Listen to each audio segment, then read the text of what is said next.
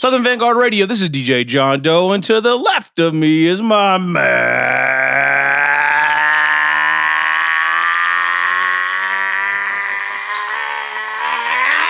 Yeah, I think you needed to do that. That's what we needed to do. I think you needed to do that, man. I had to kick that cough Get your out. shit straight, man. Oh, this is Cappuccino, by the way. Cappuccino Hello, everyone. me. Good morning, good night, whatever it is for you. Big homie, what's happening? Not much, man. The house, it's a full house tonight. Yeah, we got a full house, I mean, man. we don't have everybody mic'd up, but... we got a full house, full bar.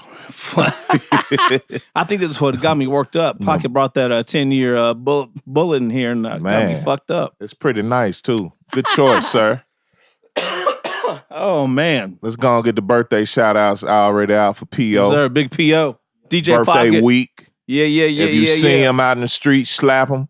And buy him a drink afterwards, man. It'll be all good. You can't miss him if he's walking down the street and the shit he's got on today. Big orange-ass fucking Timberland sweatsuit and shit. Nah, came straight from a fucking University of Tennessee game. He wasn't in Baltimore this past week. Of a construction cone. Drive around his ass. Can't miss him. Word, and then got the homies Heem Stogie and J57 in the house Stogie too. in here, J57. Yeah, they just dropped a fucking flamethrower on us last week. Yup. Yeah, man. I got in some jiggers on that joint too with Ill Conscious. Yeah. Woo, straight fire. Okay. So anyway, make sure you check out episode 234. 234. Right? Yep. And we'll have Heem and Jay on, and Pocket will be cutting up, playing a bunch of new joints and shit too. So no doubt. How was your week, Meeks? Man, pretty lightweight, man. I only had to work up to Wednesday. Oh, that's right. You off tomorrow too, right? Yeah, I'm off tomorrow too. Oh, so you kicking back? Yeah, I'm kicked back, man. I'm looking forward to smoking big weed tomorrow. What? I can't wait. That's your one and only plan tomorrow? That's it. I mean, I did some chores. I kind of shook off what you dealing with over here with this cough, man. I appreciate you stop coughing in my direction. I'm trying. But yeah, tomorrow is a smoke day. So all right, beautiful. I'm chilling. Yeah, I don't go right back after the holidays. I usually get a day or two in for myself. But that's about it, man. But it was real good, man. Family. My daughter at college, she made her way home.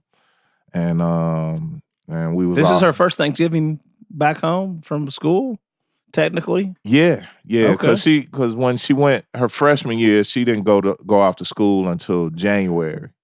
So this was the first time. Was she glad to be home or no? Yeah, she enjoyed it. Oh, she was? Man. Okay, good. She came home and slept wherever she could, and I hadn't seen her sleep like that since she was a baby, man. Man, that's what I did when I came home from college. Yeah. I slept like crazy. Oh, man, it was nothing. Oh. Don't even worry about it. What about you, man? How was the Ville? I was good, man. I was in Nashville for 3 or 4 days, and like I told you, it was pretty lightweight, man. Mm-hmm. You know, it's kind of nice. So just hanging with family and, That's what's up. Doing those Thanksgiving things. Yeah. Getting ready for Christmas. Okay. Oh, wait, we didn't start it off like you said you were going to start it off. That's going to be for the mix show. I got a medley of Christmas songs that I remix that I'm going to sing. So I'm going to start it off with it's the most horrible time of the year. Then we going to go to Jingle Balls and Silent Night, Holes in the Night. Yeah. I got it lined up, man. This motherfucker gonna be bumping, I'm telling you. I know you do. I got to pull out some of those old Christmas mixes I used to do. Man, I'm ready for... I think the James Brown joint's still up. Hey, it's still up. There's nothing better than that one. I still rock that. That's a good one. I had a combination of the James Brown mix you did and John Wayne's Christmas shit from last year. That joint's crazy. It's time for that shit. The Theory Has It Christmas Beats CD is crazy too. Yeah, it's time, man. It's that time of the year, man. It is time. End of a decade, too. I know, that's great. That's wild, right? End of a decade, damn. Second decade in the 2000s. The new millennium. All right. Let's get down to business. This is a podcast. You don't want to hear, you don't an hour of Meeks and I, just talking shit. That's another Although show. it would be entertaining. This is Southern Vanguard Radio. This is the first time you're listening. Welcome. Welcome to everyone, one and all. We drop twice a week. On Tuesdays is a mix show. On Thursdays is an interview session with an MC or DJ or just someone within in the sphere of the culture that we love and hold so close to our heart. So make sure you follow on whatever your platform is: Apple Podcasts, Mixcloud, Stitcher Radio, Google Podcasts, Spotify Podcasts, YouTube. Did I hit them all? I think I did. SoundCloud. Mm-hmm. And then we have some affiliates as well, right? Yes, atlhiphop.com, iamclassicrawradio.net, Return of the Boom Bap, WRBB, X Squad Radio, X Squad affiliates, all those in Atlanta. And then we venture out to the West Coast with Soul Public Radio out west, Cali. Yes, sir. Yeah. All right. So this week, I got to say, when we got a message from this gentleman a couple months ago, I stand out for just a few minutes. I didn't know what to do. Yeah. Because this guy right here was pretty much a soundtrack to my, I guess, high school and college years for sure. I believe that. And, he's got classics under his belt. Serious ones. So, and I got to admit, I was super happy a couple years ago. Peter Augustin, who's a friend of the podcast. Shouts out to him. And we've known Peter for a very long time. I saw a podcast pop up with this gentleman as well back in 2017. And I was just like, I hadn't heard from the gentleman in a while. I was like, okay, well, maybe SHAWN J is coming back on the scene. And slowly but surely, I'm just glad to see this guy back in the mix again. So without any further ado, the one and only SHAWN J, period. SHAWN J, period. What's up? Hey. Woo! Brooklyn, stand up. What's going on? What's up, brothers? Thank you for the welcome, as y'all said. Wow. Welcome. It's all good, man. How you, Sean? Thank you, man. Doing well, man. It's a pleasure. Thank you so much. That's what's up. For having me on. Really appreciate it. Sean, first off, thank you for reaching out, man. I mean, that was a real treat. I mean, for real. Like those words at the beginning were all real and heartfelt, man. I mean, we're big fans of you from way back. So we're more or less kind of in the same age bracket as you as well. So it's just a real treat to have you on the show, man. So yeah, thank you so much. And when you and I talked ahead of this, just a little bit about life, man. Just like when you were traveling with your wife, I think for a birthday, and just it was great talking ahead of the actual podcast. Yeah, no doubt. Getting to know you a little bit better and stuff like that. So word. It's awesome, brother. That's what's up. So Sean, there's a lot of things we could get into. I know you've made the rounds a few times, so I don't want to repeat what you've done recently as far as interview wise, and beat a dead horse. But I'd really like to hear about what's going on with you currently first, because I think that's kind of what we're really about here with the show is, and not trying to get too caught up in the past. We're always like, what's on the bleeding edge and what's next. So. Yeah. Why don't you catch us up? I mean, you got a sound design company you're getting ready to launch. I believe you're getting ready to launch a podcast. You've been making a lot of moves, on the beat battle circuit. Like, what's going on with you right now, man? Yeah, well, I'll start by brought me back in, and obviously I'm still listening, still working on music. I just wasn't releasing anything. Okay. And then I'll get into kind of touch the past about the sampling thing. That way it'll connect the dots, so to speak. But in the process of, coming back in, it was a gentleman by the name of DJ Olo out of DC. So he had reached out to me to just, come and judge one of the beat conductors. There's a group that he heads to come and judge one of the, production contests. So this was about, I think, 3 years ago. And so I'm like, okay, cool. We talked to each other through Facebook Messenger, went back and forth. And so it got me on. And the thing is, too, I've always had a passion for, giving information, to people that were around me. We're just sharing information back and forth, whether it be 88 Keys and I sharing information or geology or, different high tech and different people. And so I didn't even really fully grasp how big just the quote unquote producer scene is. The producers actually as artists now, as brands. So that set me on a path to, pursuing that more. I do a lot of events with them. Just came back from an event. We did something. We opened up for Mos Def or Yasiin Bey when he had a show down at the Howard Theater. And so kind of put a couple of the guys up ahead of it. Get the crowd into it. Pre when he came on and stuff. So been doing stuff with Ice Standard and Masters of the Machine and all kinds of different people. So that was from the judging thing. I still do continue to do that. And then you mentioned about the sound design. Basic, you know, a lot of guys are putting out sound kits and different things like that. And actually, it's funny enough, the impetus for the idea came from when I came through an A3C about 3 years ago, roughly as well. Oh, really? And yeah, so my lawyer, Vinny Kumar, handled my publishing too. Vinny's, you know, from Richmond, but he resides out of Atlanta, so he does a lot of legal work for a lot of the big guys down there. So I was on the way back, and we had a meeting, like a lunch, a brunch or whatever, before I was getting on the airplane with Illmind's manager and Vinny. So then they were talking about how Illmind, had been doing really well with the sound design and all this stuff, and it just put that. And obviously, I observed that, but it just kind of put in my ear, like, okay. And then I just started really meditating on, thinking about it, and finally decided, to do my own thing. So basically, this year, beginning of the next year, launching was called Drum Stacks. And eventually you'll be able to go to it, like a lot of other guys putting the stuff up. But I wanted to do it in a way that it almost like falls right in between the guys who just putting out like the kits, just separate kits. And let's say Splice, but Splice, you pay the monthly fee and you just kind of download whatever. So mine kind of falls right in that sweet spot where you're just paying the one time. You pay the $39.99 one time, and I'm just adding stuff to it. Because really what I wanted out of it, I was always designing my stuff. So I just wanted the ability to be able to experiment.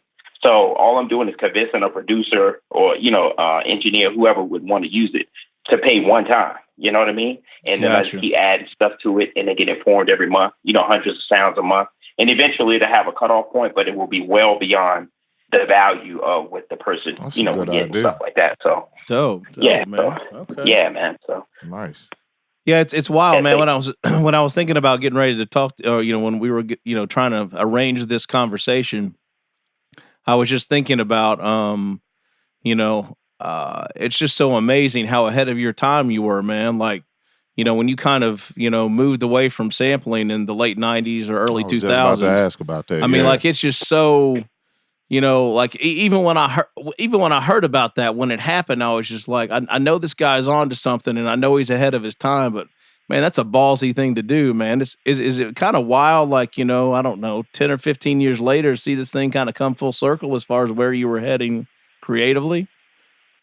Yeah, I mean, it's fascinating because you have to think, like, this is when that was the dominant reason why I didn't continue to, work with Mos. And, I made some effort, like the Black Star thing, when I did work with Mos and Talib. That was kind of the tail end of it. And then Mos and I were going through a journey to where, from both spiritual aspects, mine was, Christian, the industry teaching me different things.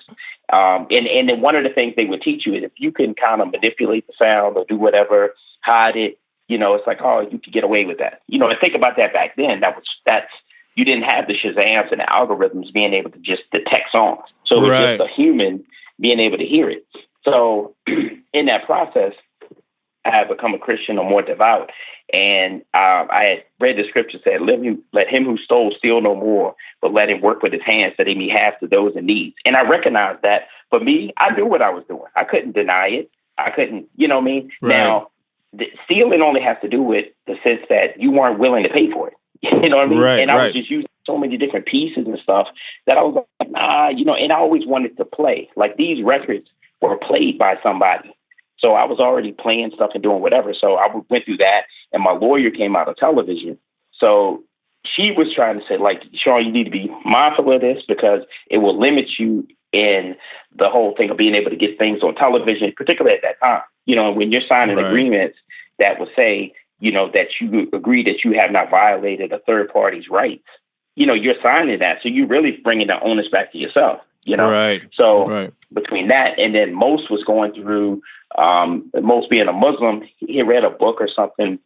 I was talking about horns and different instruments, how they evoke certain spirits and, stuff like that. So we both were really going through equally spiritual journeys, different paths or whatever. Just even like, let's say, Universal Magnetic it originally had bass sounds on it, stuff like that. So when he was going through that, I want to honor my friend You know what I mean? So I end up changing it over to other sounds, and I end up like taking a rubber band and like micing it and record to make it really thick. So, you know what I mean? That goes into, I've been doing sound design stuff for a long time. You know what I mean? But in the whole idea of the sampling, I realized that, you know, for where I personally wanted to go, I had nothing to do with sampling at all. It's just I didn't want to use 3 and 4 records and pay for it. I would get no publishing, nothing from that. You know what I mean? Right. So obviously, fast forward, you know, a lot of guys doing like sound kits and stuff like that. And producer I manage, Kel C, we had an interview with Static Selector about a year ago or so, and he corrected me, which I actually received. Now, mind you, Static Selector, you know, he obviously samples a lot, but I realized that we're talking about a different echelon of producers. You know, when you're talking about low, like underground to mid-level, you know what I mean? It's not, you don't have the resources like that. But then you talk about that upper level where they're clearing it. You know what I mean? The Kendricks and the Drakes and all those guys, the Status, all these guys working on that stuff. They have people, the resources to be able to, you know, do what's right for it. You know what I mean? So it's not a thing of anti-sample. It's just I wanted to be original. I wanted to play stuff, and I wasn't willing to pay for it. Then you have companies like TrackLib now who come out and they at least make it easier for you to find samples, you know, have it pre-negotiated and stuff. So there's so many ways to do it, man. But, you know, I didn't necessarily think about it like, oh, I'm trying to be ahead of my time per se, as much as just, sure you didn't. Right. It was my own personal journey that, you know, ultimately proved itself over time, you know? Yeah. So, Sean, what we see where in the sound design stuff that we have in the notes for tonight's interview, drums, samples, and drum stacks, just focusing on the sample aspect of that. Are these actual samples that have been cleared, or they're samples that you played, or how does that work? No, it's literally just sounds that I'm creating. So, sounds that you're creating. You know, let's say go to a studio, record drums. Like drums are, you know, you really can't distinguish that. But let's say like Rhodes. But then I take a Rhodes and run it through some like crazy distortion pedal, or, you know, like I have these pieces of metal you may hit. So it's literally like designer sound type stuff. So it's literally creating things. And then obviously it'll be royalty free things like that. So it's not taking something that someone else did. Yeah. It's basically using it as an outlet to create, you know, textures and tones and sounds, things that I would want to present, you know, that I would want to use, but I really want to present to people. So it's not based upon a record or whatever. It's based upon, you know, things that are created. Okay, that's dope. Well, shit, Sean, you've had 15 or 20 years of this shit. You got archives you just pull from, that man. Shit is... It may not be the case. It's funny, man. It's vaulted up. When you think about doing stuff for somebody else, though, it's like it comes to a different place, because it's like, that's true. You know, you want to present something to people that they will find value in. And I don't believe any one sound, you know, has, you know, is the be all end all. Is what you do with them. You know, how you put the sounds together. So that's why, like, the pricing model, I wanted it to be where, so a person wasn't focused on, oh man, that one, oh, I like that sound, I don't like that sound. Because it's impossible to like every sound from every person. It's just, it's, but see, the thing is, you could like a sound 2 years later and it works for a song. So it's just more or less, it really gives me an opportunity to continue to experiment and just have people to join in, you know, and help to fund it and help to just, you know, be along in that process with me. You know what I mean? So nice. That's great. Thank you. So Sean, is it just you behind, you know, I guess the content or the material with, you know, as far as sound design goes, or do you have partners in this, or are other producers going to be involved? Like, how does that work? Yeah, I mean, initially it's based upon, you know, what I come up with. I have a partner, Kel C, who we're doing some different things, but he's helping more on the business side. Eventually I had an idea of doing, let's say, because I'm coming out of the church, you know, having to where I have like church drummers come and like play some, you know, hit like, you know, that crazy stuff. Right. Yeah. But at that point, it's just, you know, a negotiation with them on, you know, X amount of money for the sounds they do or whatever like that. So I'm not objecting to incorporating people, but this particular thing, ideally, and mostly it will be things that I come up with. And I have some other ideas for other companies that will be more broad spread, you know, like far as like even the young guy Motif alumni, a good friend of ours, started the Rucker Collective, and how he started it out, but then he's incorporating different people. So it may not necessarily be through drum stacks, this particular one, but it may be through another entity that more people would be involved, things like that. Because, this is just the tip of the iceberg as far as things we're working on. So gotcha. Yeah, we play, but we're a big fan of Motif. I'm not familiar with the Rucker Collective. What's that about? Yeah, that's he and Cass, his partner. They actually started that. So you can check it. They have it on Instagram. You can follow it. Oh, okay. But sound design is basically him because he's a prolific player, piano player, stuff like that. So it's stuff. I mean, to me, when I listen to it, I just want to listen to it. Like it's just beautiful music, So, it's definitely something for people to check out. But, it's a lot of guys in the game, doing it. But when you think about it, a baker needs needs sugar, flour, eggs, all of it. So these are just component parts for the vast amount of producers throughout the world to just draw upon, and it's a crowded market in one sense, but it's so many producers in the world. I mean, I heard Ilman say, there's literally 1 million producers. And when I really do the calculation on that is literally true. At least. At least. I've never thought about it like that. You gotta say at least at the end of a statement like that, because that's the realest part of it. 1 million at least. Yeah, I mean, can you think about in your locale alone? Yeah. Atlanta, let's just say there's 1 billion here in Atlanta. Yeah. That's what I'm saying. That's why you got to put at least on the end of that. At least. There's a 1.5 billion here in Atlanta. I'm sitting in a room with 5 of them now.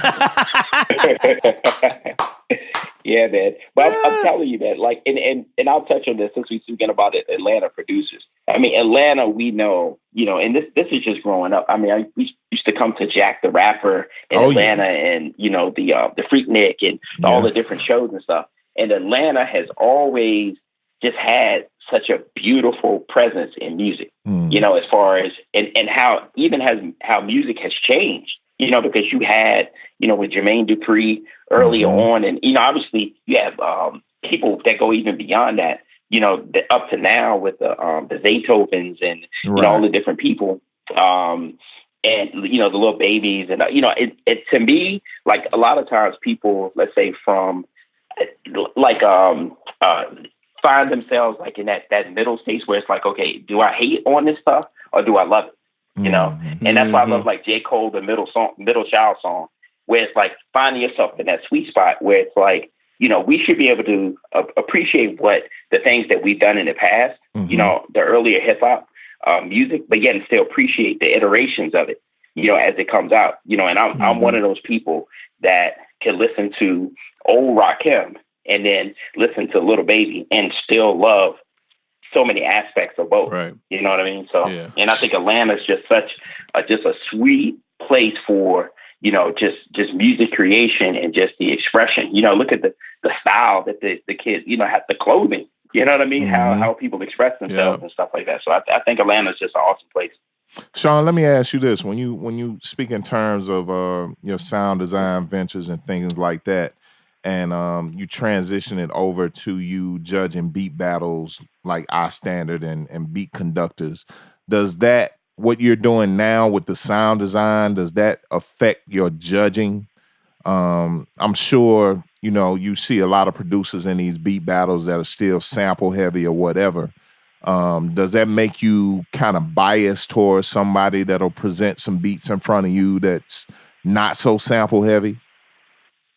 Yeah, I mean, to me, because I recognize it as only my personal journey, and that's not even to say that I would not sample now, but because I'm so publishing conscious and now like, okay, Kendrick offered up something, of course, hey, and I had something, I'm not against it. So even within the judging, I'm not looking at it either way. I'm just looking at it, how does it make me feel in the room, Okay. And in the moment, even people that I work with a lot, they know, like, just because I know you, and I end up by doing a lot of judging and all these events, I know a lot of like the beat scene producers, particularly in, let's say, the Northeast or whatever like that.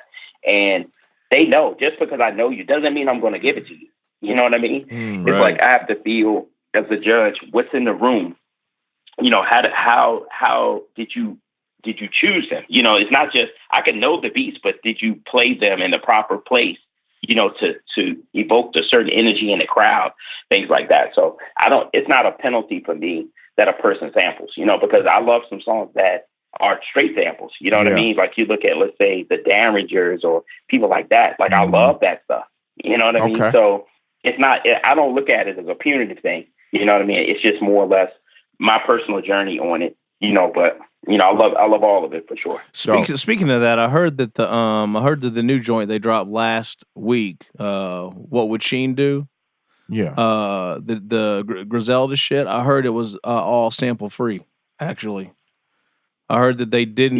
The new album. I heard the new shit is all sample free. Like they didn't sample anything. They didn't have to clear any samples. It was all originally sourced. Whatever. I haven't been able to verify that myself, but I did see that somewhere random. Well, you're on a major now, so yeah. They use the Beat Butcher. Beat Butcher is one of the earlier guys that came along with Illmind and that thing where he was designing. He's a sound designer. Oh, okay. So that would make sense to me, you know, and I haven't investigated deeply. It's something, I mean, I have this info, you know, I should probably give him a call. I should congratulate him, you know, because I hear it's a great project, you know, but I can believe that, man. I mean, because it's like, you have to think like a lot of their stuff, they were just pulling from every angle. And as they start to elevate into, you know, the upper echelon where it just becomes more publicly exposed, you know, they would be conscious of that stuff. You know, the other thing with it is it's their first release on a major, so it's not like them putting out their mixtape series or something like that. Right. It's pretty smart for them actually, because you know, you throw if they did it like a mixtape format, all the samples you got to clear all that. That's money coming out of their pockets. If they do it, you know, sample free, you know, they maximize their earning potential. I get it. Oh yeah, that makes sense. I hadn't heard that. You know, I just been seeing so many like them talking about they crying because it actually happened and all that. It's been an emotional week for hip hop this week. This shit is kind of crazy. Yeah, man. I just been seeing tweets. West Side Gun, I'm literally in tears now. West Side Gun, you in tears right now? Word. Okay. Wait, that he released the album, you mean? On a major, yeah. Like, you know, like I guess shit is kind of coming full circle for them right now. I guess you could be emotional about that shit. I don't know. Yeah. But the thing is, too, you have to listen to those guys. I mean, those guys are like some of the most amazing, just as a collective. I mean, all of them can rhyme. You know what I'm saying? It's just like, and they stick to what they do. You know, so very much so. You have to celebrate them. You have to celebrate them for sure. And you know, it's a journey for them. I mean, those guys have, you know, from being incarcerated and all kinds of they come from nothing. You know, I get it. They come from nothing. I get it. You know what I'm saying? But it's just like the last 2-3 years for them has been really good for them. Like, and I guess for them to still be able to I don't know, show some emotion about this shit. I guess that's a plus. I ain't tripping. You know what I think it is? It's just kind of wild. I think what it is, and it kind of lines up with how long we've been doing the show now. Is we started this show 5 years ago, and you know, we were playing those guys and, you know, a lot of other folks, you know, music around the same time, super early. Yeah. So it's still so wild for me to see like this, like that ball to keep like moving and like, you know, because we're just, you know, shit, man, this is just like, we've been on this. Like, we know this shit's been dope. You know, we know this shit's been dope. So it's really interesting to see those guys get to where they're at. I was surprised that all the stuff, everything was sample free though on the I hadn't heard that yet. That's dope. Yeah, that's dope. So to that, worth checking out for sure. So to that, Sean, like who are some of the new guys you like right now, man? Like producer wise, producers or producer wise. Oh man, wow. And a lot of them tend to come from the scene for sure. So I'll say like Kel C, he's a producer I work with and manage. So I'll say Motif, G-Wiz out of Connecticut. Man, it's so many guys. The Beats out of Virginia, Soul City. Even some of the guys. See, a lot of times I listen to the music, I have to do more investigation. And this is where, like, us coming up, having the album credits in front of us was super helpful as to we could see a lineage of people. Oh man, so and so did this, and obviously you could put tags in it. You know, like London, you know, on the beat, something, you know, whatever, however that goes, right? Mm-hmm. So, but the tag, not everybody has tags, or not every artist will accept a producer putting tags in the song. You know what I mean? So there's a lot of producers that the ones I named, but that's just, I mean, a total like few. You know, Sure. But it's like one thing I would love to see us get back to is figuring out a way to have crediting, particularly on the producers and the engineers, because the upfront artists and the vocalists will get their, you know, the features will get their credit because it just naturally appears in the song. But figuring out a way to make the fans even care, or at least to have it just really easy for us to see so we can follow, like, oh, so-and-so did that and so-and-so. Yeah, you know what I I mean? totally agree. Excitement. Yeah, that's a big problem right now. That's a huge problem right now for me personally. Like, it drives me crazy. I mean, even when we're playing records on the show mix, like that King Draft and Swank joint that we played 2 weeks ago. Yeah. Like, we had no idea who produced it. I mean, turns out it was Knots. But like, man, I scoured the internet trying to find that. Even for something like that on Jamla, I still couldn't find the credits to the album. Right. You know, it's crazy, man. For real. Yeah, and I think that the Grammy, NARIS, the organization that puts on the Grammys, I think they have a division that's really working on that. But you know what? I mean, in anything in business, you know, business won't really feel the need to do it, feel the impetus to do it, unless the consumer cares. And the reality is that most consumers don't care. You know, they just want to hear the song, and that's it. We care because we're like, because we're nerds. We're nerds about it. So, right, exactly. You know, yeah. But they still need to provide some info for the nerds, man. I mean, it's like, so we can really follow the path and be amazed that, oh, wow, you did that. Mm-hmm. Oh, and that, you know what I mean? I think it'd be such a great thing to just finally, I mean, with all the data, we live in a big data age. Why can't we have that data? You know, it's there. Is it just that hard to do that with a digital release? It's just the spec, man. It's whatever they define the spec is and how they push out to all the platforms. They have to come align there somehow. But got you. You know, I don't know. Yeah, there's a way to do it, but I mean, like Sean said, it's like it takes somebody to actually, you know, that actually has some weight and some pull to get something like that done. I don't know.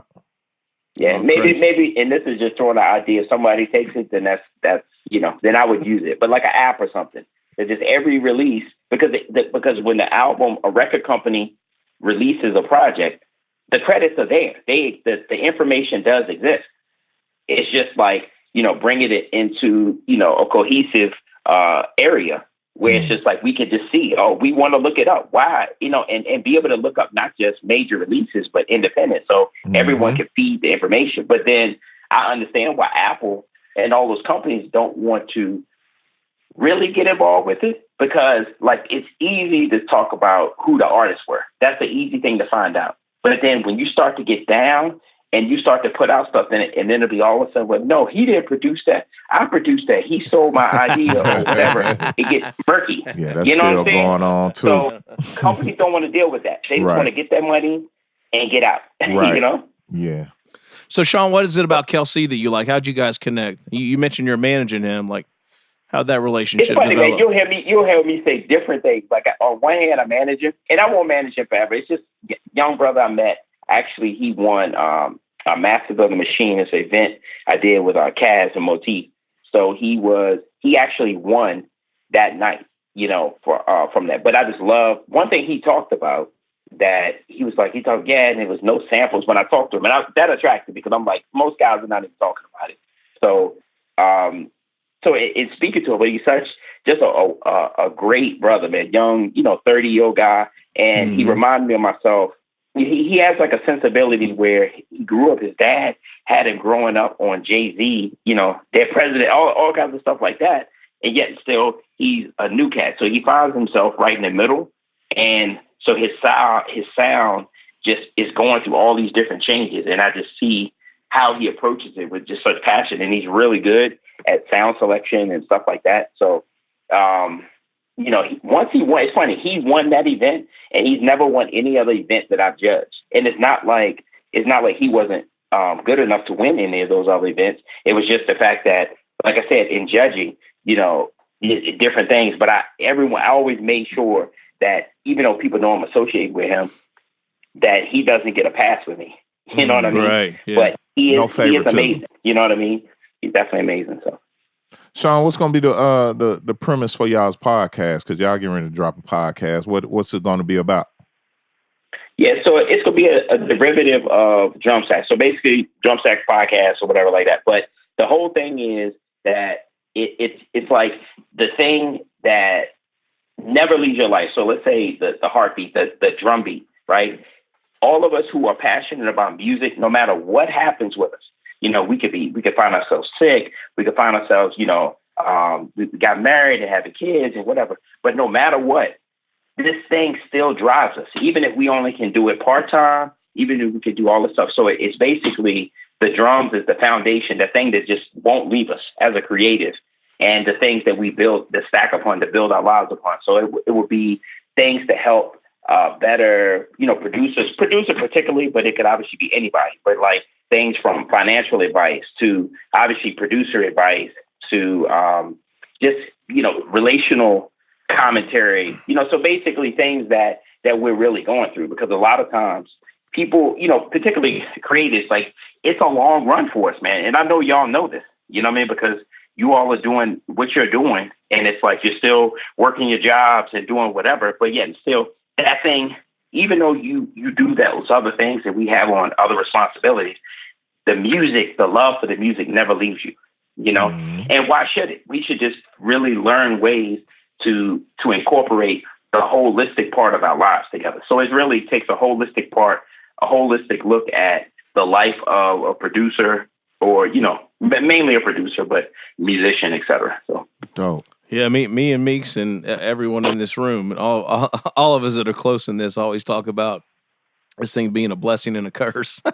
Yeah. I mean, how many times have we talked about leaving and coming back to it, leaving and coming back to it? And I'm just like, you know what? It's just going to be here, just man. Let it happen, you know? Yeah. For sure. And really, it's hard because in particularly social media, you see people taking the pictures and you feel like, oh man, sometimes you feel great about what you're doing. Like you feel on target, and then you look at what other people are doing and you feel so behind. Like that's the worst thing you can do, man. And then I'm at the job working this and stuff like that. And the fact remains that, you know, instead of being able to run, you know, we're walking at a slow pace, but we're ultimately bringing our families along. We're like not destroying everything around us for our art. And, you know, prolific people have done that, but there's a price to be paid on the back end. You know what I mean? Because absolutely, let's be truthful. Like we introduce ourselves to each other and we know all these people, but on your deathbed, there's only X amount of people going to be around you. You know, you hope they're going to be around. It's a fact. Yeah, that's real. That's real. And so we have to make sure that we're bringing people along that, even though they are not necessarily creative and they don't understand the journey and they don't understand why are you expending that money, you know, to go on this trip? You're not getting paid, or you know, all whatever. You know what I mean? It's like bringing them along, but yet still, you know, showing them. You can't let that die, because that it'll be like, you know, having fire and trying to put your shirt over it. Eventually it's going to burn you, burn your shirt, everything. Like you can't. So it's better to just control it, you know, let it out, take care of your other stuff, you know, and make it a productive life, incorporating everything. So. Oh yeah, I'd go insane, Sean. If I didn't do something related to this, like semi-regularly, I would literally go insane. I had this conversation. Meeks and I had this conversation a lot. But I actually had this conversation with my pastor about a couple months ago, because he actually found out about the show and started listening to the show. And, you know, it's just crazy to think like how he actually made this comment. He's like, John, all of our contemporaries, all of our peers, like if they don't have something that they, you know, can devote themselves to, you know, outside of family and work, they're all crumbling. Right. You know, they're all just like, they're all leading miserable lives because they've just turned their lives over to two things, which is family and work. Right. Yeah. and it's so true. The funny thing out of that is he then told me that because of the podcast, he started learning how to ride a unicycle. So that's crazy. And then that goes into a little bit of a debate I saw, over the holiday break or whatever. And Sean, I'd love to get your input on this when you speak in terms of, juggling and balancing, being, a family man and a musician at the same time. Somebody started a little bit of a debate that if you dropping music like every 2 years, I saw that. You saw that? That's career suicide. I think drugs are trolling a little bit there. Say it again. Repeat it again. If you only dropping music every 2 years, you might as well quit. You might as well give it up. And I totally disagree with that. I didn't chime in on that, but I totally disagree with that. How you feel about that? What if somebody was to come to you with that, stance? What would you say to that? Yeah, I mean, of course I would disagree. I mean, it feels obvious, right? Mm-hmm. Because at the end of the day, no matter if the floodgates are open for any and everybody with a computer to just contribute into the creative aspect of music, right? You know what I mean? Right. Whether it be just some little thing they threw up on Instagram or whatever, like we should all have the right to contribute to the collective body of music, no matter when someone is doing it. I mean, we don't judge people who take, 5 years to put out a record, but yet still when that record comes out 5 years later, it's amazing. Celine Dion is not judged because she had her hits, but you know what I mean? It's like, it doesn't matter. You know what I mean? Now, if are you putting out something that pleases somebody, or even ultimately it's just you want to express yourself. Right. It's like, you can't front on it. Whenever it comes out, you can't front to that at all. Yeah, I think drugs are trolling a little bit on that one, man. I mean, he probably was, but at the same time, I kind of feel like he meant that, like from the bottom of his heart. You know what I'm saying? He might have. It's an interesting debate. The replies were very interesting. Yeah. So who actually, do you know the source of it? Yeah, Drugs Beats. The source? Yeah, Drugs. Okay. Yeah.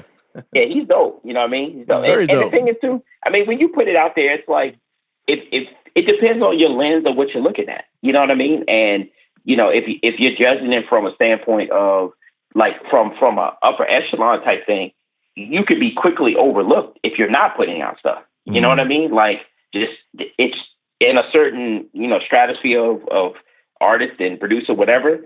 That may be true, but overall, there's nothing to say that you can't still continue to present your art. You just have to be willing to be, praised or criticized for it, which is always the case no matter what. Right.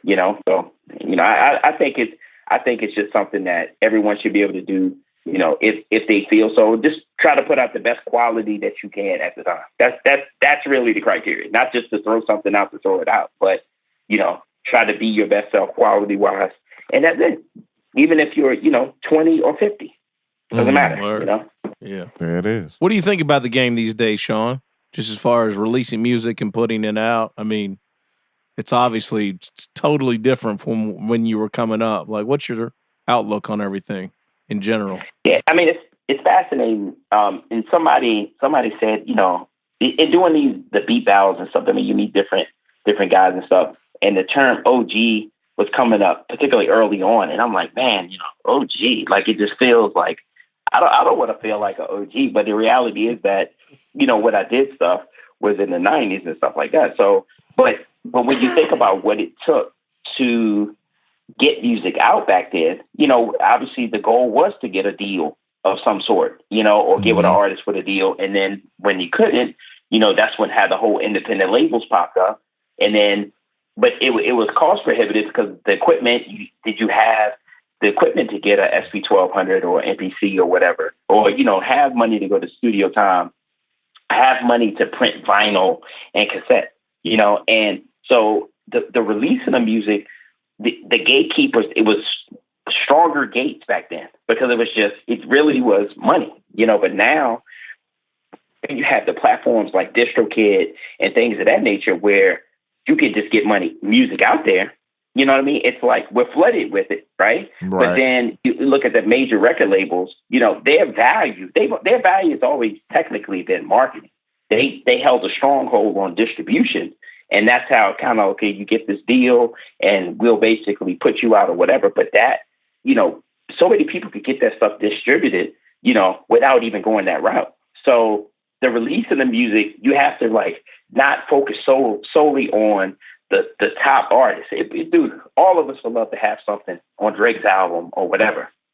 You know, but Drake and them, there's only X amount of Drakes, you know? So we can't totally focus on, man, if we don't get our, all the, say the million producers we talked about, right? If we don't get our spot on the top 100 artists, then are we failures? No. You know, it's like there's so many people that are at like Drake's heels, like, you know what I mean? Those guys that are pushing those guys, you know what I mean? The mid-level guys, it's like a slew of them. Yeah. Like, so we should really, you know, celebrate if we do get the opportunity to work with the upper echelon artists, right? But don't just whole career about that. You know, the thing I always tell Kel C and anybody, like if you go put out something, just make sure that it's something that you feel. Don't do something just because you're desperate or whatever, right? Like do music that if you do a song with an unknown artist that you love, that's just killing it to beat, right? Then people are gonna look at it as, wow, that's a dope song. But if someone is able to pick out the fact that, oh, that MC was great, but the beat was all right. But the beat was awesome, you know, but the rapper was all right. Like, you don't want people to do that. So if you want to really focus, you should really focus on getting with people that just accentuate and love what you do, and y'all build off of each other. And then from there, you let it fall where it may. You know what I mean? Your stuff may end up in a commercial somewhere, making more money than guys who had that stuff on major label artists and only had 2% of a record. You know what I'm saying? There you go. Yeah. So that's real. You know. Absolutely. Sean, I just want you to embrace that OG title a little bit more, man. Because first and foremost, you are that. And second of all, basically what they're saying when they throw that at you is they're trying to get to where you are. I've had that thrown at me on several occasions, and then I look at the person that's saying it, and I be like, okay, I get where you coming from with that. I have been out here for a minute. It's, you know, I did my thing. I may have had my time with it or whatever, but you haven't amassed that yet. So I get it. I accept it. It's, you know, I'm an old motherfucker. I ain't gonna even lie. I got carded at CVS the other day, man. I was trying to get some cold medicine, and the motherfucking self-checkout thing was like, you have to show your ID. I was like, God damn, I'm looking around, I'm old as hell, man. And then here come a chick that ain't even half my age coming to check my ID for that. I'm like, you know what? Let me just let this happen right quick so I can get the fuck out of here. It's not a bad thing, Sean. Go ahead. It's not a bad thing. That's all I'm saying.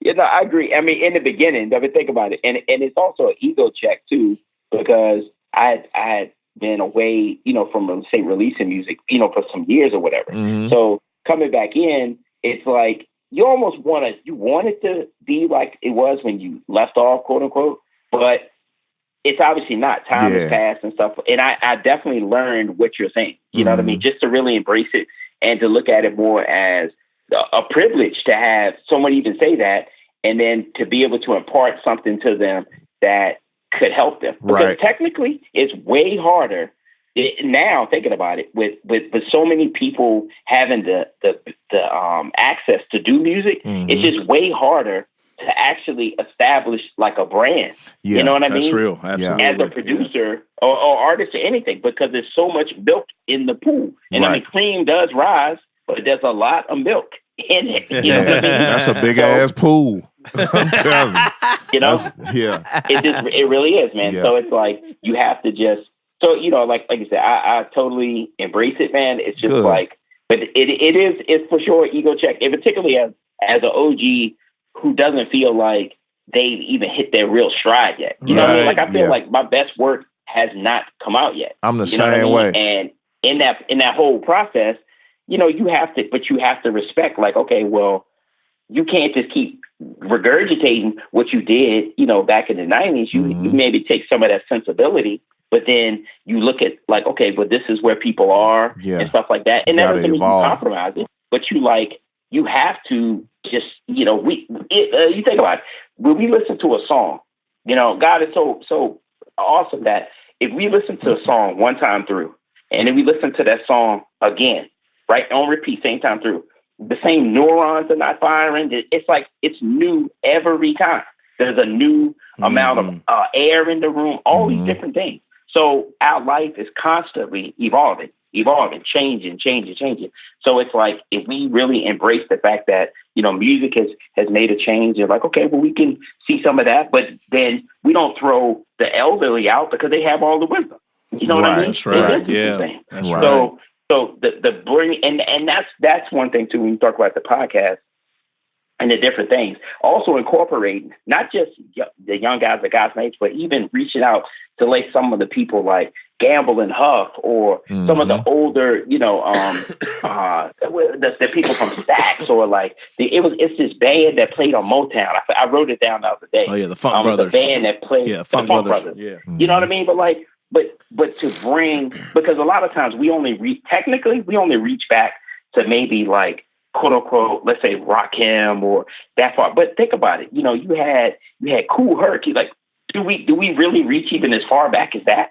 You know what I'm saying? Right. When we think. Yeah. So it's like, and then do we reach back even further to the people they sample from who paved the way? Right. These older musicians and stuff like that.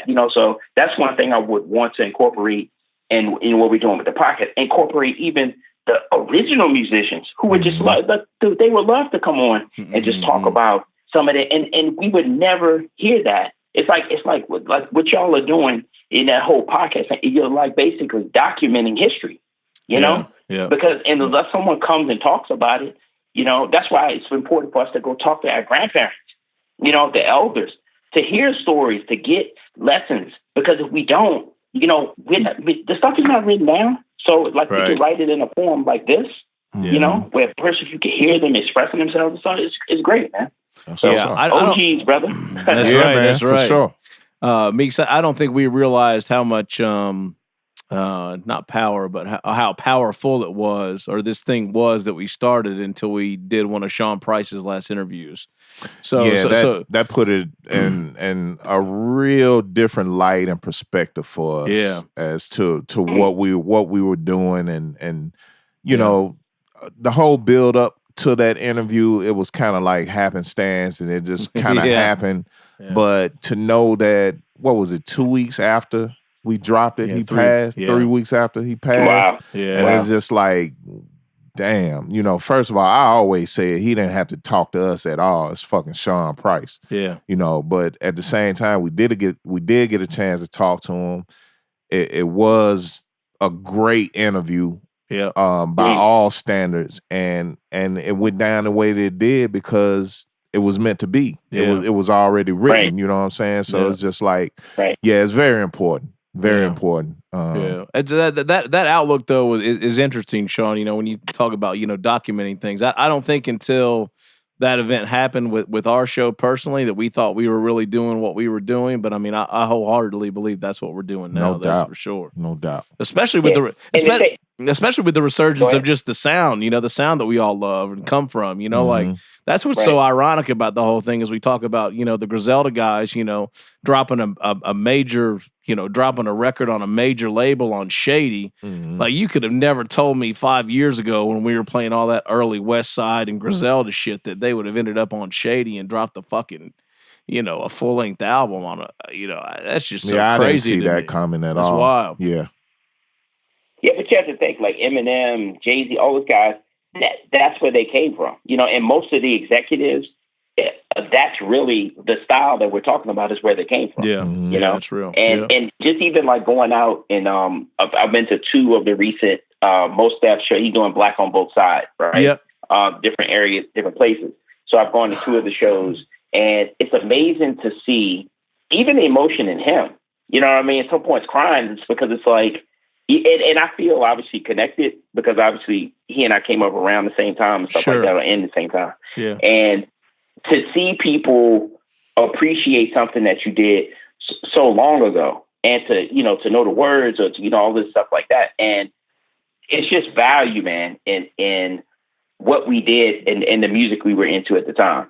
Yeah. And it doesn't have to be. And I remember I read some or heard some on a audiobook or something, and it says this is the first time in history that when your song can be played next to a Michael Jackson, to a Bach, to a James Brown, because of the nature of how our music is arranged in our phones. Before everything was just in that record. Right. So from that perspective, it's not a comparison at this juncture. It's basically like we have access to. It's just about access. We have access to, the music the type of music that we're talking about, right? Mm-hmm. Then people are into trap, and people are into, rock and whatever you want, you have access to it. So it's great to see that guys still sticking to, what they're doing. And even with you all, your brand is very clear, on what you like, and the value that you all bring to this. I mean, like, I just really was exposed to you all.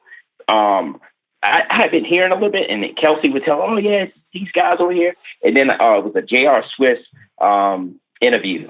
Oh yeah, the homie JR. Okay. Yeah. All right. Yeah. And he's a young brother too. He's one of the ones I should have named too. He's going to come up working with them. Yes, the Griselda guys and stuff like that. Yeah. But the value that what you all are doing, the thing that the reason why the Sean Price thing came your way and all these different things is because your genuine love for what you do. You know what I mean? And in life, love is an attractor. People are attracted. I mean, you can see it in little kids. If you have an aunt that's just real loving and just, and that doesn't mean that's not corrective. You know what I mean? Right. But love attracts, and because of you all's love of passion for what you all do and the music, it just will continue to attract opportunities for you all. So I'm super happy for you all's success, and what you're doing. Thank you, man. We appreciate that, dude. Man, I'm excited. I'm about as excited for Mos Def right now, as excited as he is. He pumping up big shit right now. New Black Star music, new music with MF Doom and other music on deck. Yeah. Sean, you plan on playing a major role in that, or you just pretty much gonna have to get in where you fit in on that?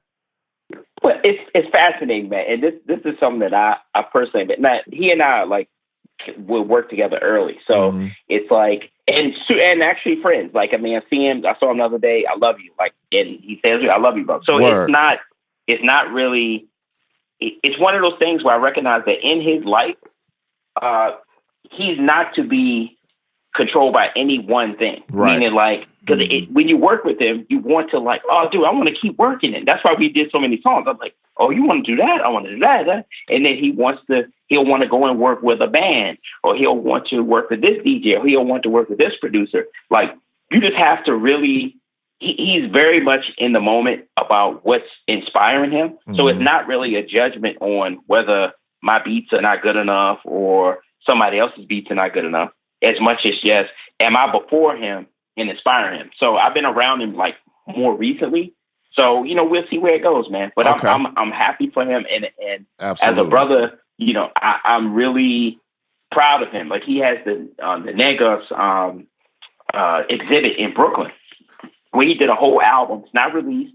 It's part of an art exhibit, and you have to go in and listen to, on the headphones and stuff. And I was going to go to the opening weekend, but I had an event in DC with the Beatnuts, and then, but he's super artistic. So it's not just an MC, you know what I mean? He's super prolific at what he does, but I just recognize for him, it's better to just, be with him. And if he taps you because it's that thing that's inspiring him, you go with it. And then if it doesn't, just be happy for him, man. I mean, he's definitely one of the most prolific artists, of that time. You know what I mean? So, I'm super happy for him no matter whether I'm a piece of it. I would love to be, but if I'm not, and I'm not tapped for that next, set of things, I'm good with it too. Absolutely. Sean, where are we going to see your production showing up here, in the next little bit? You got anybody you're working with? Fascinating, man. I'm actually, I've been tapped by Countess, just in his record label, Man Bites Dog. I think it is. The base of the DC area. Yeah. Yeah. So Uncommon NASA they have a song that Tech was on and stuff like that. And they asked me about doing a remix. Now I've been like toying with it because just time wise, it's like I feel like obviously it's one of my first pieces to come back out, but my time is like, tight, between work or like launching the sound design thing. Yeah. So I want to do it. So that may be the next thing. It's just I have to make sure that I can commit to it enough to like do the job I want to do with it. Like if I'm going to do it halfway and it's just going to be, I don't need, quote unquote, need to do it. It's not like a money driven thing or anything like that. Sure. As much as I just want to know that I'm going to put my best foot forward with it. Gotcha. You know what I mean? Or the foot that I put, Gotcha. So, but that and some releases, working with some artists, next year and stuff like that. But just focusing on the sound design thing as a start, because I recognize I'm super ambitious, have a lot of goals for a lot of things. And I recognize like I can't do everything, you know what I mean? Right. And I'm not getting as much stuff out and visible because I'm just like drawn, this pull between so many different things. So I'm just trying to just focus on, let's say, the sound design and then start working with artists. So gotcha. as we go on, I may reach out to you and say, you have any artists, that may be of interest, you know what I mean? I'm definitely down to work. Yeah, for sure. I need to just get some stuff off the plate first. No doubt. Yo, Sean, you and I have an interesting. About to go there. Go ahead. I was just about to go into some nostalgia, Sean. I feel like I know how Count Bass D and John Doe got involved with this project, but I think I don't know if I knew you were on it or not. The Beastie Boys DVD anthology. What was your experience getting on that project? And I don't know, how's it played out for you over the years? Anything? Nothing? Like what's your backstory on being a part of that project?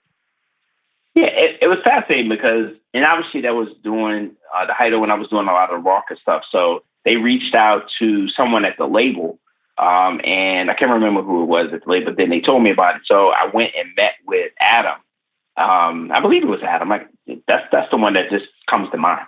Met him in the studio, went and talked to him about it, gave me I worked out the business, gave me acapellas and stuff, ended up doing it. So it's fascinating because when I look back on it, that probably was one of the highest paying jobs I ever did, right? You know what I mean? Because obviously that was the Beastie Boys and stuff like that.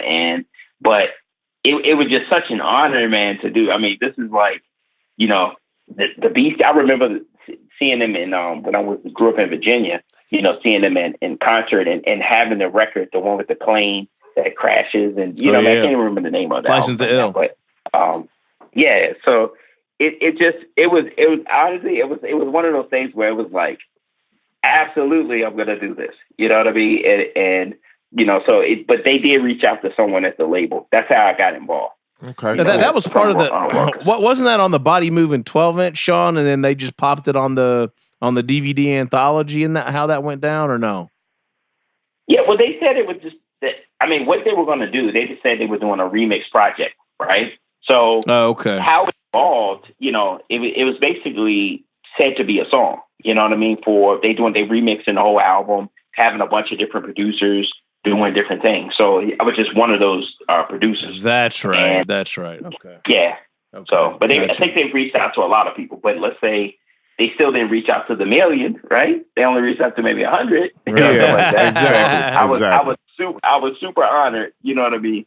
To be a part of that project. For sure. Yeah, no doubt. No doubt. MCA saved our bacon on that one, man. Because Sean, I got pulled in. Egon and I did one for that DVD anthology. We did Looking Down the Barrel of a Gun, and when the story is when they sent us the acapella, and the acapella. Well, actually, they sent us the acapella on the DAT, and something was wrong with the DAT. Like there was distortion or static in it, and the BPM was floating. And like, man, we were in my apartment in Nashville for like 3 days straight. I think we slept maybe like 2 or 3 hours, like over 3 days, trying to get this shit to work on my VS 1680, and we couldn't get it to work, and we gave up. And Egon called Tick, at Grand Royal was like, man, the shit isn't working. Like we're super upset. Ethan and I were like drinking away our sorrows, like after 3 days of trying to get that remix done. And then but we went ahead and sent him the instrumental. And God bless MCA, man. MCA heard the remix and was like, we're going to make this work. Just send us the stems, send us the parts and the pieces, and we'll put it together. So we sent them the stems, and they put it together, and we made the project. But later on, we found out that there indeed was something wrong with the DAT that they sent us. Dope. And oh, wow. man, I mean, that shit was so incredible. I'd never forget like rolling up to Best Buy that day. And get that joint. I was so happy, man. I never thought in a trillion years that would have ever happened. But that was dope, man. And the thing is, it was, man. And the thing is, too, though, you had to think this was pre-Pro Tools and any of that stuff. So, like, look, you would have received that now on file, it would have been easy. It'd been a walk in the park. Yeah. It would have been a walk in the park. That'd been no problem. Yeah, and I remember, too, even doing the song, that I actually had to, it came on DAT, and I remember now, fortunately, my dad actually worked, right? So, but I remember having to do something with it where, like, I didn't take it immediately, like, let's say, to the big studio and stuff to do it at the time, and having to play it and almost, like, make sure my BPMs were right, and then it had drifted, and I had to redo it again a couple of times, so I got it to the point where it worked out and stuff like that. So It's just fascinating how technology has changed, you know what I mean? Big time. That makes something like that just a walk in the park now, Yeah. Well, it's funny because talking to you, and then we talked to Count Bass after we went through those trials and tribulations. He's like, oh yeah, my dad was fucked up too. I had to slide that shit around. And like, you just got to work with what they give you, John. And it was actually a really important lesson when he told me that because we were trying to stay within the confines of what they sent, and the shit's supposed to line up, and you just got to figure out a way to make it work. So it was actually it was a big lesson. But anyway, man, I'd forgotten you did that Body Moving remix. So when we were prepping for the interview tonight, I wanted to make sure to talk to you about that. That's dope. Yeah. Yeah, man. Yeah. Thank you for that too. Word. Yeah. OG. Thank you, brother. OG. No doubt. Sean, I got one last thing. We talked to a lot of New York artists, East Coast artists in general. We got it that you're in Brooklyn. Are you currently residing in Brooklyn? I live in Queens now. Queens, okay. Yeah, moved out. I got you. I lived in Brooklyn since I was here.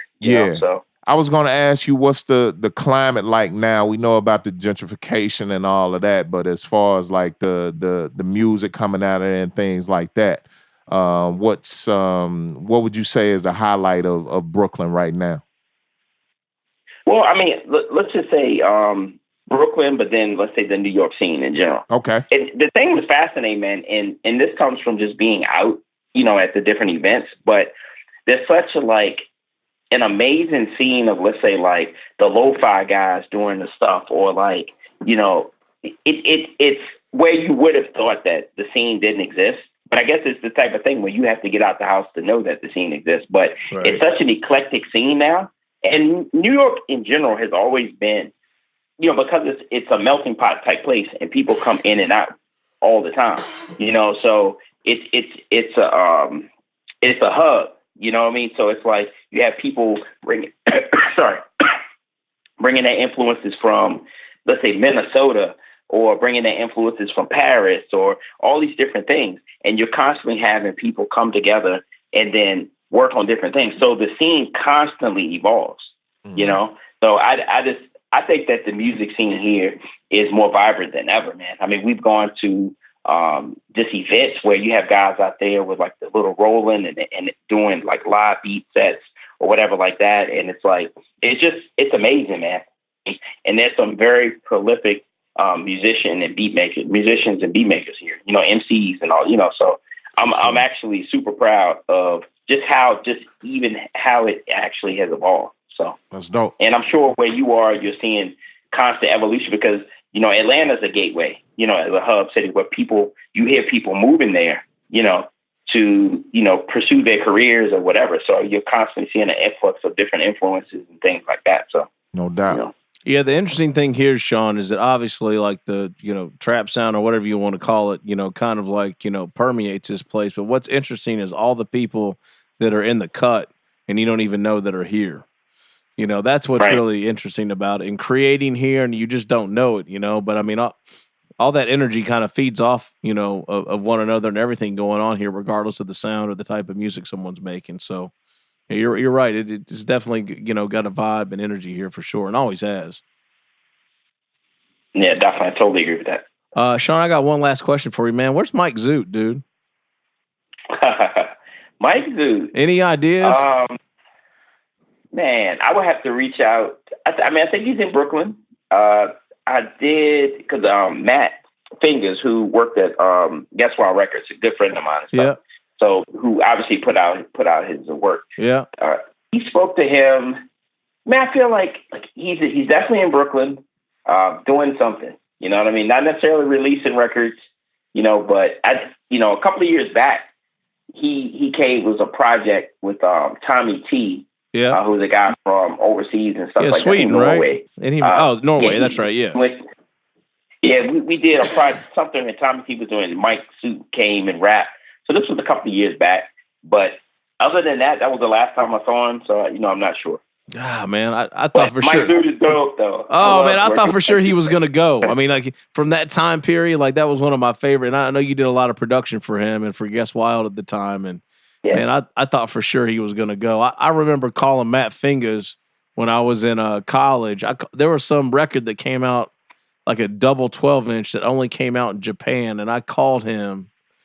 I think I bought it directly from him, or I don't know, something like that, man. I was a huge Mike Zoot fan. I'm just surprised he hasn't popped his head up, like, in the past 5 to 10 years with just like a, I don't know, vinyl reissue or, some of his past work or something. I don't know. Yeah, it's hard to call, man. I mean, as you go through life, and you all know this, each of us, and I mean, I guess it is unrealistic in one sense to think that, like, because when we were coming out of the time, like, as you start to grow older and different things come, people may have kids or different, like, our lives definitely change. You know what I mean? For sure. And I don't know can you hear me? Yeah. Yeah, no, I don't know his particular story, where has his life been. You know what I mean? But, he definitely, I haven't seen him on the music scene, but hopefully, brother, because he's definitely one of the dopest, man. I love working with him. So. I'm going to put that on the ether. Maybe something will come back. You never know. Sean, when the last time you chopped it up with High Tech? Man, I was with High Tech last April. Not the April that just passed, but a year and a half ago, basically. Okay. We went out to Kel C and I. Black Star, they were out in Cincinnati, the Cincinnati Funk Fest. And so I called High Tech. I was like, yeah, we're going to come out here. Because, I hadn't seen Mos or Talib in a while, and even High Tech. So I was like, you know what? We're like the 4 originals from the Black Star album, right. So I was like, look, I know 3 of them are going to be there, so I need to make an effort to go. So we flew out there, so I saw him, a little bit over a year and a half ago, but he's still, dude. I mean, High Tech. We both know, man. High Tech is just amazing. He's a monster. So it's like, he's and I'm super proud of him because he basically took not just East Coast, but he went West. Working with Gray and Snoop and all. You know what I mean? So, but we need an in-depth. Sean, we need an in-depth, man. When you and Kel C kick off the podcast, we need an in-depth High Tech, man. Make that happen, dude. We need that. You need a what? Oh yeah. We need the in-depth with High Tech. He hasn't been on any of the like recent podcasts in the past couple of years that I know of. He's been pretty quiet. Yeah, no, High Tech personality wise, High Tech is just, he's cool. He's just like, and he just High Tech is just that guy that's go, he go keep pounding out the beats on you, man. You know what I mean? But it's just his personality is like laid back like that. But that's what's up. I know. Hopefully, man, if I talk to him, I'll mention to him this. Maybe you could get the interview first. You know what I mean? That would be awesome. Look, Sean. He's gonna talk to you before he talks to us. Absolutely. Brother, so. No, even trip. Well, you all a little bit further along. We're still gonna, scrape my knees a little bit on that podcast and kind of get that whole thing. So you all are veterans. I'm going to definitely reach out to you all for some advice. Hey, man. Advice for sure. Anytime. No question. Shawn, anything else you want to say, man, or get off your chest, or, tell people where to go to support, or how do you want to wrap this thing up, man? I mean, the Instagram, that's mainly where I'm at. So it's Shawn J, period, SHAWN and period spelled out music. Instagram, I'm on the other social media site, but that's the main one I'm really focused on. Other than that, man, you all cover like a great ground, so now I don't want to add anything to it, man. Just really appreciate the opportunity to speak with you all. I noticed you have an Instagram account for Drumstack started. I know you haven't really launched yet, but there's an Instagram account for Drumstacks, right? Yeah, definitely. I haven't done the first post because I wanted it to be kind of the launch thing. And it's interesting that you mentioned Peter Augustine. I did an interview with him, and that was when I first started talking about it. Yeah. So that was some years ago. Mm-hmm. So this thing has been evolving, and you'll see me wear the shirts everywhere. Like, that's my shirt. Yeah, I noticed that. Yeah. I'm repping it, because I figured, like, I'm not going to I am the one that's promoting the brand. So it's just a silent promotion, you know what I mean? And also testing out the material to see how many times I can wash it to make sure that when I start doing merch and stuff like that, you know what I mean? Yeah. So that's dope. It's kind of a dual thing, but it'll have the first post once I launch, and then we'll develop from there. Okay, cool. All right. When you get ready to launch, man, let's have you on the mix show or something, and we can help you roll it out. What that week or whatever. Just let us know how we can help, man. Oh man, so I would definitely appreciate it, man. Really appreciate you all. This all right. And the interview, the type of questions you asked were like, dude, when you pulled out the Beastie Boys thing, I was like, oh, these boys, you definitely went somewhere with that for sure. We tried, man. I didn't want to get caught up in just all the kind of typical stuff. Because I noticed you were on Beat Society. I think at the top of this year, and obviously Peter did his thing, and I was hoping we could do something a little different. So I hope we didn't bore you, man. Oh no, not at all, man. I'm totally you all and don't take the words I say lightly about why you all are attracting who you are. You know what I mean? Your love and your passion for it. You know what I mean? Is an attractor for people. So that's what I want to leave with you all. Like to encourage you all, of what you're doing, the value of what you're doing. Thank you. Thank you, man. For sure. All right, Shawn J. Shawn, period. we appreciate you, man. Thanks for taking the time to talk with us. Thank you, my dude. Yeah, you too. Thank you all, man. Appreciate you. We'll be in touch. All right. Peace. All right, peace. Peace. All right, there you go. Just some OGs doing OG shit. You know what I mean? You little young bucks bow down. You live long enough, you'll get to this status. You know what I'm saying? It's a hard road, but it's fair. You know what I mean? Pull your goddamn pants up. You know what I mean? This is Southern Vanguard Radio. I DJ just talked with Natalie. I just talked with my wife about pulling their pants up shit today. The pants fit and they're still fucking like the pants fit now. They skinny and they still hanging off your ass. How? How? I have a good excuse because I don't have an ass, but hey. Shit, the women at my job tell me I ain't got no ass either. I be like, that's all right, bitch. It's all in the front. Hey, this is Southern Vanguard Radio, man. Twice a week Meeks, twice a week John Doe. Cappuccino Meeks. Shawn J. Period, y'all. What? No we doubt. on the guard. I got this dick. Peace.